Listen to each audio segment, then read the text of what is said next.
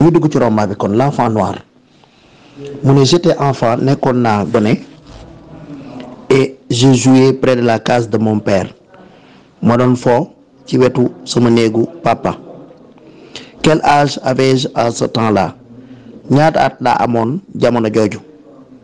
Je ne me rappelle pas exactement fàttaliwuma ko dëgg-dëgg.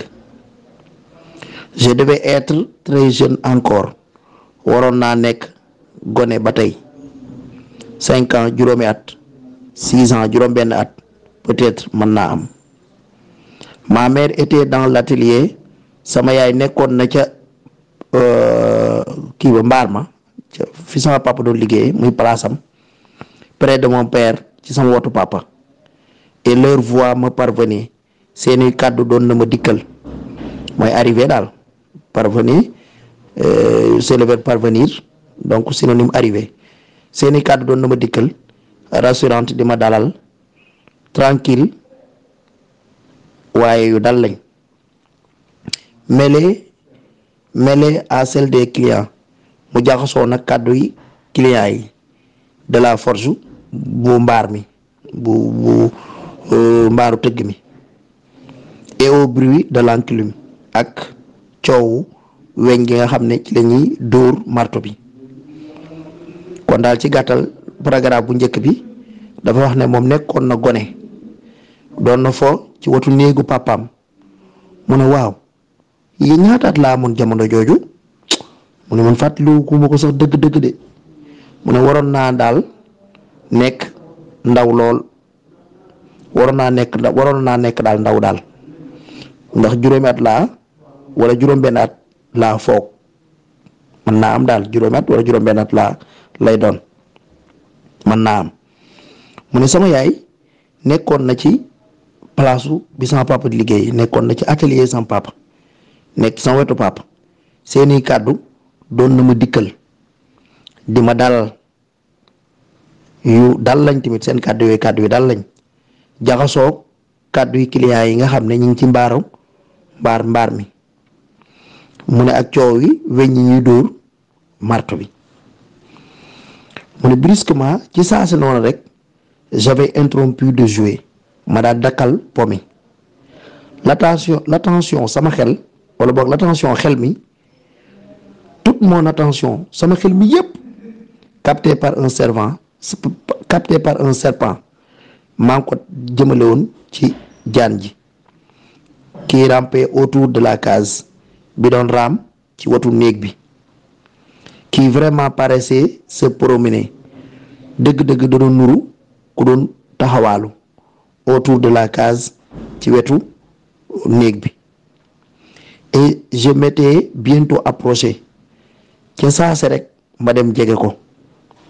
j'avais ramassé un roseau ma daa di foroon ab bantu roseau garabu roseau qui traînait bu doon taxawaalu dans la cour ci ëtt bi il entraînait toujours bant yooyu day taxawaalu bisu set dañuy nekk ci ëtt bi qui se détachait dañuy bàyyeekoo de la palissade de roseau ci sàkketu bant yi nga xam dañ ko defaree roseau tressé dañu ràbb ko ci daal ko ci létt kon daal bant yooyu noonu ñoo ngi bàyyee ko ci sàkket yi nga xam ne dañ koo liggéeyee ay banti roseau yoo xam ne dañ ko cee dajale takk ko ci qui enclos moo clôturé verbe enclore moo clôturé notre concession suñu kër kon nee na ci saas rek dakkal na po mi sama xel mi yépp jaan ji laa ko féetale maanaam jaan ji moo ko jël jaan googu nag da doon wër néeg bi ndax da doon nuru ne ku doon gundeelu foofu ci watu néeg bi ma daal di dem ci saas rek ma dem jege ko daal di for ab bant roseau boo xam ne mi ngi bàyyeekoo ci garab di taxawaalu foofu ci ëtt bi ñoom nag dañuy taxawaalu foofu bant yu mel noonu dañuy taxawaalu saa su nekk ci ëtt bi ndax dañuy bàyyeekoo ci sàkket gi nga xam ne banti roseau lañ ko defaree moom lañ ko dajale takk ko ci def ko ci moom lañ ko defaree sàkket googu nag moom moo wër moom moo tëj kër gi moo clôturé kër gi. À présent jamono jooju j'enfonçais ce roseau maa ngi doon dugal bant bi rek dans la gueule de la bête ci gémmiñu bàyyima bi. Le serpent ne se dérobait pas mu ne bàyyima bi muy jaan ji dawutoon se dérober le verbe se fuir ba tey jaan ji dawutoon. Il prenait goût au jeu daa mel ni po mi neexoon na ko. Il avalait mi ngi wan lentement ndànk-ndànk le roseau bant roseau bi mi ngi koy wan ndànk-ndànk. Il avalait mi ngi doon ko wan comme une proie comme lu mel ni lu mu jàpp di ko lekk avec la même volupté waaw volupté mooy plaisir avec le même plaisir avec la même volupté kon volupté mooy plaisir me semblait-il loolu la ma doon nuru.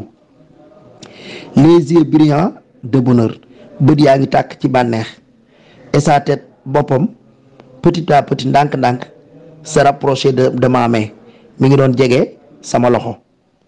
Il vint un moment amoon na jamono boo xam ne où le roseau se trouva à peu près englouti nga xam ne bantu roseau bi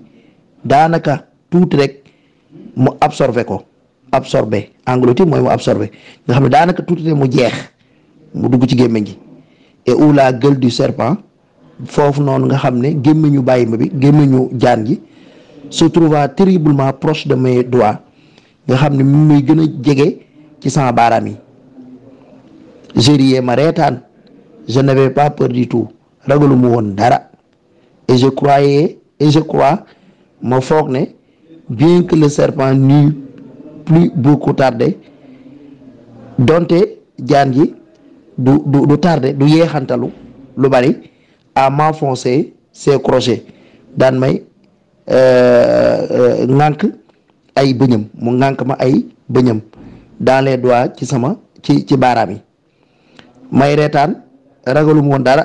ndax foog naa ne du yàgg dara rek jaan gi du yàgg dara lu bari ci moom mu ŋànk ma rek ay dëgëjëm ci baaraam yi. Si bu dul woon nag si à l'instant bu doon doon ak jamono boobu damani l'un des apprentis kenn ci apprenti yi ne fut sorti bu génnutoon waaw kon daal bu doon doon ak damani miy génn kon daal waxatuñ ko kon jaan kon ŋànk na ma ay dëgg-jëm bu yàgg waaw kon bu doon doon ak damani mi nga xam ne kenn la ci apprenti yi ne fut sorti génnutoon de l'atelier ci atelier bi. L'apprenti fit signe à mon père apprenti bi daal di junj sama papa et presque aussitôt ca noonu ca saasi rek je me sentis soulevé ma yëg ñu yëkkati ma je me sentis soulevé de terre ma yëg ñu yëkkati ma ci suuf ma yëgoon ñu yëkkati ma ci suuf. J'étais dans les bras d'un ami de mon père ma nekkoon ci ay loxo kenn ci sama xaritu papa. Autour de moi ci li ma wër on menait grand bruit ñi ngi doon def ay coow yu bari. Ma mère sama yaay surtout rawatina moom criait fort mu yuuxu ca kaw et elle me donna quelques claques mu joxoon ma ay mbéj mu joxoon ma quelques gifles mu daal may mbéj ci saasi et je me mis à pleurer ma tàmbalew di jooy plus ému di gën a lox nag par le tumulte ci coow li qui s'était si opinément élevé bi nga xam ne nekkoon na di yëkkatiku ci loo xam ne lu leen bettu leen maanaam coow loolu noonu di yëkkatiku doonu lu leen bett ñoom que par les claques que j'avais reçues ci mbéj yi nga xam ne moom laa jotoon maanaam yuuxu yooyu noonu nga xam ne ñoom bettu leen mi ngi yëkkatiku te bettu leen man moo ma gën a loxloo moo ma gën a tiital man que mbéj yi nga xam ne jot naa ko woon. Un peu plus tard gën ngaa yeex quand je me fus un peu calmé jamono bi nga xam ne nekkoon naa di dal et qu'autour de moi ci li mu wër les cris eurent cessé yuuxu yi daal di dal. J'entendis ma mère ma dégg sama yaay m'avertir sévèrement mu artu bu dëgër de ne plus jamais recommencer un tel jeu ci ma bañ a baamtuwaat po bu mel nii. Je le lui promis ma daal koy digoon ne bien que le danger de mon jeu ne m'apparut pas clairement donte loraa ngi nekk ci po mi moo doon def leerutoon bu baax a baax ci man. Mon père avait sa case sama papa amoon na néegam à proximité de l'atelier mu dendoo nag barab bi muy liggéeyee kon à proximité mooy à côté rek à côté de au bord de. Et souvent yenn saa yi je jouais là foofu laa daan fowe sous la véranda ci wetu ëtt bu ndaw bi qui l'entourait bi ko wër. C'était la case personnelle de mon père moo nekkoon néegu bopp sama papa. Elle était faite defaroon nañ ko de briques en terre battue ci ay briques yoo xam ne suuf si dañ koo tojate battu mooy caché rek dañ koo tojate et pétri ñu jaxase ko ñu xooj ko avec de l'eau ci ndox. Et comme toutes nos cases comme suñu néeg yëpp ni meloon rek ronde daal di rond et fièrement coiffé de chaume nga xam ne dañ ko jaxase ak banti chaume ñu ne ci kaw. On y pénétrait danañ ci dugg ci néeg yooyu par une porte rectangulaire ci bunt boo xam ne yiy jàkkaarloo ñooy tolloo waaw wet yi jàkkaarloo ñooy tolloo ñaari wet yi ñooy jàkkaarloo yeneen ñaari wet yi ñooy tolloo ñaari wet yi jàkkaarloo yu nekk ñooy tolloo ñaari wet yi ñooy ëpp yeneen ñaari wet yi jàkkaarloo leneen yi ci des maanaam waaye ñaari wet yi jàkkaarloo ñooy tolloo waaye dañuy ëppante nag kon ñeenti wet lay am waaye benn bu nekk ba ngay jàkkaarlool yaay tolloog sa morom ba pare ëppale yeneen ñaari wet yi ci des loolu mooy porte rectangulaire. bu dee ñoo tolloo nag kon carré la doon carré mu ne à l'intérieur ci biir néeg ba un jour avare ci ab lumière bu ndaw rek jour fii mooy lumière tombé d'une petite fenêtre mu bàyyeeko woon ci fenêtre bu ndaw bi. À droite ci sa ndijoor à droite ci ndijoor il y avait le lit amoon na ab lal en terre battue ci suuf soo xam ne mooy dañ koo tojate comme les briques comme li ma la waxoon ci briques rek garni d'une simple natte ñu ajoon ci ab basang bu simple en osier tressé ci garabu osier tressé ñu ràbb ko ci nag et d'un oreiller ak benn njagañaay boo xam ne buur yi dañ cee jaxase de kapok ci garab bu ñuy wax kapok. Au fond de la case ci mujjantalu néeg ba et tout juste sous la petite fenêtre te nga yem képp ci suufu fenêtre bi là où fa nga xam ne la clarté était la meilleure fa nga xam ne fa la leer gi ëppee se trouver foofu ngay fekk les caisses à outils foofu ngay fekk caisses yi def jumtukaay à gauche sa càmmoñ à gauche càmmoñ les bubu yëre yi et les pots de prière ak deri jullikaay yi moo nekk ci càmmoñ. Enfin ca mujjantal ba à la tête du lit ci kaw lal bi surplombé tiim na ko l'oreiller njaganaay bi et veillant sur le sommeil de mon père nga mooy garder sama nelaw yi papa. Il y avait une série de marmites foofu am na ay marmites yu bare contenant des extraits